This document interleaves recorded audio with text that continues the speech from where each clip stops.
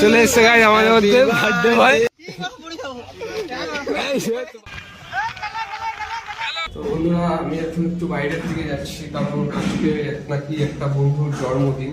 তো চলো ওখানেই যাচ্ছি, দেখি কি করা যায়। চলে এসছে গাইস আমাদের মধ্যে বার্থডে ভাই। ওকে সাইকেল উপর করা হচ্ছে, তো বার্থডে ভাইকে কোলে তোলা হয়েছে। এখন আমরা যাচ্ছি দুই বন্ধু মিলে কেক কিনতে। চলো